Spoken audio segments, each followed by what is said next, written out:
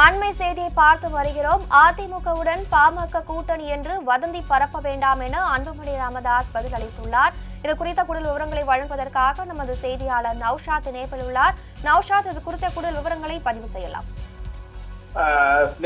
நேற்று முன்தினம்தான் குறிப்பாக அதிமுக மாநில உறுப்பினர் கூடிய சி வி சண்முகம் தைலாபுர தோட்டத்தில் பாமக நிறுவனர் ராமதாஸை சந்தித்து பேச்சுவார்த்தை நடத்தினார். இதே போலதான் கடந்த முறை 2019 தேர்தலில் கூட பாமக கூட்டணிக்காக தைலாபுரத்தில் சென்று அதிமுக பொதுச் செயலாளர் எடப்பாடி பழனிசாமி மற்றும் கோகுலேந்திரா உள்ளிட்டோர் நேரடியாக சென்று அவரை சந்தித்து கூட்டணி குறித்தும் மற்றும் இது குறித்தும் பேச்சு பார்க்க முடியுது.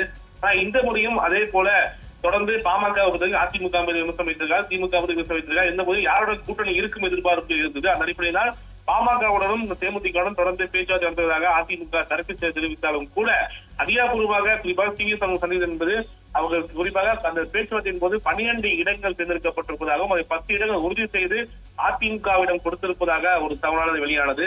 இருந்த போதிலும் தற்சமயம் அந்த கூட்டணி கட்சிகளுடன் பேசி வருகிறோம், யாருடன் கூட்டணி உறுதியாகவில்லை என பாமக குறிப்பாக அண்மையாக தவிர்த்திருக்கிறார். மேலும் சி வி சண்முகத்தை சந்திப்பதும் மரியாதை நிமித்தமான கூட்டணி என்பதும் இது தொடர்பாக நிமித்தமானது எனவும் கூட்டணி தொடர்பான விரைவில் தெரிவிப்பதாக இந்த செய்தியாளர் சந்திப்பை தெரிவித்தது மிக முக்கிய ஒன்றாக பார்க்கப்படுகிறது.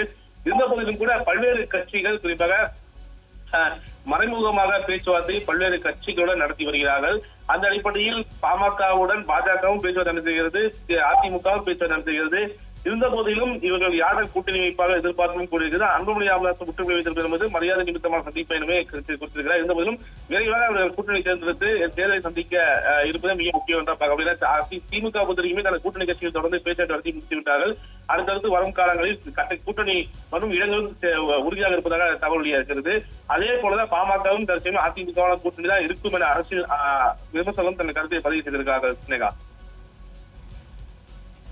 அதிமுகவுடன் பாமக கூட்டணி என்று வதந்தி பரப்ப வேண்டாம் எனவும் கூட்டணிக்காக சில கட்சிகளுடன் பேசி வருகிறோம், யாருடனும் கூட்டணி உறுதியாகவில்லை எனவும் அன்புமணி ராமதாஸ் பேட்டி அளித்துள்ளார். இது குறித்த கூடுதல் விவரங்களை நமது செய்தியாளர் நௌஷாத் வழங்க கேட்டோம். தகவல்களுக்கு நன்றி நௌஷாத்.